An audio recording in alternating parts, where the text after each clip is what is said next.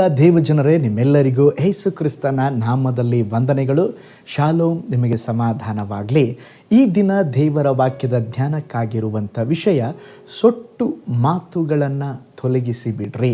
ಅದಕ್ಕೆ ಆಧಾರವಾಗಿ ಜ್ಞಾನೋಕ್ತಿಗಳ ಗ್ರಂಥ 4ನೇ ಅಧ್ಯಾಯ 24ನೇ ವಚನ, ಸೊಟ್ಟು ಮಾತುಗಳನ್ನು ನಿನ್ನಿಂದ ತೊಲಗಿಸಿ ಬಿಡು, ತುಟಿಗಳ ವಕ್ರತೆಯನ್ನು ದೂರ ಮಾಡು. ಈಗ ಓದಿಕೊಂಡಂಥ ವಾಕ್ಯ ಭಾಗದಲ್ಲಿ ದೇವರು ಹೇಳುತ್ತಾ ಇದ್ದಾರೆ, ಅಹಂಕಾರದ ಮಾತುಗಳನ್ನು, ಸೊಟ್ಟ ಮಾತುಗಳನ್ನು ನಾವೇನು ಮಾಡಬೇಕಂತೆ, ಬಿಟ್ಟು ಬಿಡಬೇಕಂತೆ. ನಮ್ಮಲ್ಲಿ ಅನೇಕರಿಗೆ ತಮ್ಮ ಬಾಯಿ ಮಾತನ್ನು ನಿಯಂತ್ರಿಸಬೇಕೆಂಬಂಥ ಆಸೆ ಇದೆ. ಆದರೆ ನಾಲಿಗೆಯನ್ನು ಹತೋಟಿ ಇಲ್ಲದೆ ಇರುವುದರಿಂದ ಕುಟುಂಬದ ಸಂಬಂಧಗಳಲ್ಲಿ, ಸಭೆಗಳಲ್ಲಿ ಉಂಟಾಗುವ ಬಿರುಕುಗಳು, ಗಾಯಗಳು, ವ್ಯರ್ಥ ಸಂಕಟಗಳು, ಹೀಗೆ ಎಷ್ಟೋ ಸಮಸ್ಯೆಗಳು ಈ ನಾಲಿಗೆಯ ಬಾಯಿ ಮಾತಿನ ಮೂಲಕವಾಗಿ ಬರುವಂಥದ್ದಾಗಿದೆ. ಅನೇಕರು ಸೇವಕರ ಬಳಿಯಲ್ಲಿ ಕೇಳಿಕೊಳ್ಳುತ್ತಾರೆ, ಪಾಸ್ಟರ್, ನಾನು ಏನೆಲ್ಲ ಹತೋಟಿಗೆ ತರ್ತೇನೆ, ನನ್ನ ಬಾಯಿ ಮಾತನ್ನು ಹತೋಟಿಗೆ ತರಲಾರದೆ ನನ್ನ ಜೀವಿತವನ್ನು ನಾನು ಕೆಡಿಸಿಕೊಳ್ಳುತ್ತಾ ಇದ್ದೇನೆ. ಪ್ರೀತಿಯುಳ್ಳ ದೇವಜನರೇ, ನಮ್ಮ ಬಾಯಿ ಮಾತನ್ನು, ನಮ್ಮ ನಾಲಿಗೆಯನ್ನು ನಾವು ಹತೋಟಿಯಲ್ಲಿ ಇಟ್ಟುಕೊಳ್ಳಬೇಕು. ಹೃದಯದಲ್ಲಿ ತುಂಬಿರುವುದೇ ಬಾಯಲ್ಲಿ ಹೊರಡುವುದೆಂಬುದಾಗಿ ಬೈಬಲ್ ಹೇಳ್ತದೆ. ಹಾಗಾದರೆ ನಮ್ಮ ಜೀವಿತದಲ್ಲಿ ಹೃದಯದಲ್ಲಿ ಒಳ್ಳೆ ಮಾತಿರಬೇಕು. ಆವಾಗ ಸ್ತೋತ್ರ, ಬಾಯಲ್ಲಿ ಸಹ ಒಳ್ಳೆಯ ಮಾತುಗಳು ಬರುವಂಥದ್ದಾಗಿದೆ. ಹಾಗಾದರೆ ನಮ್ಮ ಸೊಟ್ಟ ಮಾತುಗಳನ್ನು ಅಥವಾ ನಮ್ಮ ಜೀವಿತದಲ್ಲಿ ಸಮಸ್ಯೆಗೆ ನೂಕುವಂಥ ಮಾತುಗಳನ್ನು ಜಾಗ್ರತೆ ಉಳ್ಳವರಾಗಿ ಮಾತನಾಡುವುದು ಹೇಗೆ? ಒಂದು ಉದಾಹರಣೆಯನ್ನು ನಾನು ನಿಮ್ಮ ಮುಂದೆಗೆ ಹಂಚಿಕೊಳ್ಳುತ್ತೇನೆ. ಈಗ ಮನೆಗೆ ಮೇಲಿರುವಂಥ ನೀರಿನ ಟ್ಯಾಂಕ್, ಅದು ಉಪ್ಪು ಹಿಡಿದು ಅದು ಒಂದು ಹಸಿರು ಪಾಚಿ ತುಂಬಿ ಅದು ಬಹಳ ಕೊಳಕಾಗಿರ್ತದೆ ಎಂಬುದಾಗಿ ಭಾವಿಸಿಕೊಳ್ಳೋಣ.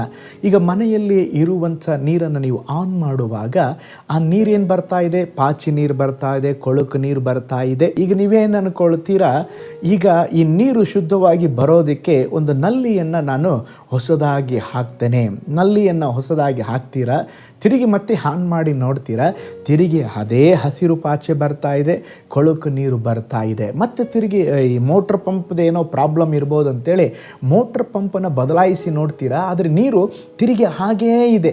ಈಗ ನೀರಿನ ಟ್ಯಾಂಕ್ ಅದು ಶುದ್ಧವಾದ ನೀರು ಬರಬೇಕಂದ್ರೆ ನೀವೇನು ಮಾಡಬೇಕಂತ ಹೇಳಿದ್ರೆ, ಆ ಟ್ಯಾಂಕ್ ಒಳಗೆ ಇಳಿದು ಆ ಪಾಚಿಯನ್ನು ತೆಗೆದು ಆ ಟ್ಯಾಂಕನ್ನು ಶುದ್ಧ ಮಾಡಿ ಆಮೇಲೆ ನಲ್ಲಿಯನ್ನು ತೆಗೆದ್ರೆ ಶುದ್ಧವಾದ ನೀರು ಅದರಲ್ಲಿ ಬರ್ತದೆ. ಅದೇ ವಿಧದಲ್ಲಿ ದೇವರ ವಾಕ್ಯ ಹೇಳ್ತದೆ, ನಿನ್ನ ಹೃದಯವನ್ನು ಬಹು ಜಾಗರೂಕತೆಯಿಂದ ಕಾಪಾಡಿಕೋ, ಅದರೊಳಗೆ ಜೀವಧಾರಿಗಳು ಹೊರಡುತ್ತದೆ. ಹಾಗಾದರೆ ಸೊಟ್ಟ ಮಾತುಗಳನ್ನು ತೊಲಗಿಸಬೇಕಾದ್ರೆ ಹೃದಯವನ್ನು ಶುದ್ಧವಾಗಿಟ್ಟುಕೊಳ್ಳಬೇಕು.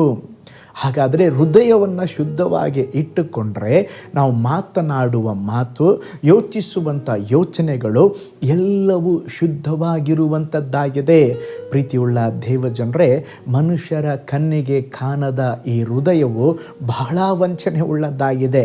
ಈ ಹೃದಯವನ್ನು ನಾವು ಹೇಗೆ ಸ್ತೋತ್ರ ಶುದ್ಧವಾಗಿಟ್ಟುಕೊಳ್ಳಲಿಕ್ಕೆ ಸಾಧ್ಯ? ಶುದ್ಧವಾಗಿಟ್ಟುಕೊಳ್ಳಲಿಕ್ಕೆ ಸಾಧ್ಯ ಹೇಗೆ ಗೊತ್ತಾ? ದೇವರ ವಾಕ್ಯವನ್ನು ಓದ್ರಿ, ಪ್ರಾರ್ಥನೆ ಮಾಡ್ರಿ, ದೇವರ ಒಂದು ಭಯಭಕ್ತಿ ನಿಮ್ಮಲ್ಲಿ ಇರ್ರಿ. ಆಗ ಸ್ತೋತ್ರ ನಿಮ್ಮ ಹೃದಯ ಶುದ್ಧವಾಗಿರುತ್ತದೆ. ಹೃದಯ ಶುದ್ಧವಾಗಿರುವಾಗ ನಿಮ್ಮ ಬಾಯಿ ಮಾತಲ್ಲಿ ಕೂಡ ಶುದ್ಧವಾದ ಮಾತುಗಳು, ಸಮಸ್ಯೆಯ ಮಾತುಗಳಲ್ಲ, ಗಡಿಬಿಡಿಯ ಮಾತುಗಳಲ್ಲ, ಒಳ್ಳೆಯ ಮಾತುಗಳು ಸ್ತೋತ್ರ ನಿಮ್ಮ ಬಾಯಿಂದ ಬರ್ತದೆ. ಹಾಗಾದರೆ ದೇವರ ವಾಕ್ಯದಲ್ಲಿ ನೆಲೆಗೊಳ್ಳಿರಿ, ನಿಮ್ಮ ಅಂತರಿಂದ್ರಿಯವನ್ನು ಶುದ್ಧವಾಗಿ ಇಟ್ಟುಕೊಳ್ಳ್ರಿ. ಕರ್ತನು ತಾನೇ ನಿಮಗೆ ಸಹಾಯ ಮಾಡುವಂಥ ವರಾಗಿದ್ದಾರೆ. ಹಾಗಾದರೆ ಸೊಟ್ಟ ಮಾತುಗಳನ್ನು ತೆಗೆದು ಬಿಡೋಣ. ದೇವರಿಗೆ ಇಷ್ಟವಿಲ್ಲದ ಮಾತುಗಳನ್ನು ತೆಗೆದು ಬಿಡೋಣ. ಹೇಗೆ ಸ್ತೋತ್ರ ಆ ಟ್ಯಾಂಕನ್ನು ಶುದ್ಧ ಮಾಡಿದಾಗ ಕೊಳಾಯಲ್ಲಿ ಶುದ್ಧವಾದ ನೀರು ಬಂತು, ಹಾಗೆ ನಮ್ಮ ಹೃದಯವನ್ನು ಶುದ್ಧವಾಗಿ ಇಟ್ಟುಕೊಂಡ್ರೆ ಶುದ್ಧವಾದ ಮಾತುಗಳು ನಮ್ಮಿಂದ ಬರುವಂಥದ್ದಾಗಿದೆ. ದೇವರು ತಾನೇ ನಮಗೆ ಕೃಪೆಯನ್ನು ಅನುಗ್ರಹಿಸಲಿ. ಒಂದು ನಿಮಿಷ ಕಣ್ಗಳನ್ನು ಮುಚ್ಚಿ ನಾವು ಪ್ರಾರ್ಥನೆ ಮಾಡೋಣ. ಪರಲೋಕದಲ್ಲಿ ವಾಸ ಮಾಡುವ ನಮ್ಮ ತಂದೆಯಾದ ದೇವರೇ, ಈ ಸುಂದರವಾದ ಸಮಯಕ್ಕಾಗಿ ಸ್ತೋತ್ರ. ಕರ್ತನೆ, ನಮ್ಮ ಜೀವಿತದಲ್ಲಿ ಹೃದಯವನ್ನು ಶುದ್ಧವಾಗಿಟ್ಟುಕೊಳ್ಳುವಂತೆ ಸೊಟ್ಟ ಮಾತುಗಳನ್ನು ತೊಲಗಿಸಿಬಿಟ್ಟು ದೇವರೇ, ನಮ್ಮ ಯೋಚನೆ, ಹೃದಯ ಎಲ್ಲವೂ ಪವಿತ್ರಾತ್ಮನೇ ನಿನ್ನಿಂದ ಆಳ್ವಿಕೆಗೆ ಒಳಗಾಗಲಿ. ನಿನ್ನ ವಾಕ್ಯಗಳು ನಮ್ಮಲ್ಲಿ ನೆಲೆಗೊಳಿಸಲಿ. ನಮ್ಮ ಜೀವಿತವನ್ನು ಕಾಪಾಡಿಕೊಳ್ಳುವುದಕ್ಕೆ ನಮಗೆ ಸಹಾಯ ಮಾಡಿರಿ, ಅದ್ಭುತ ಮಾಡಿರಿ. ಈ ವಿಡಿಯೋನ ವಾಚ್ ಮಾಡಿದ ಎಲ್ಲರನ್ನ ಬ್ಲೆಸ್ ಮಾಡಿರಿ, ಯೇಸುವಿನ ಹೆಸರಿನಲ್ಲಿ ತಂದೆಯೇ, ಆಮೇನ್. Price the lord. ಹಾಗಾದರೆ ನಮ್ಮ ಹೃದಯವನ್ನು ಶುದ್ಧವಾಗಿಟ್ಟುಕೊಳ್ಳೋಣ. ಆಗ ನಮ್ಮ ಬಾಯಿ ಮಾತಿನಿಂದ ಶುದ್ಧವಾದ ಕಾರ್ಯಗಳು ಬರ್ತದೆ.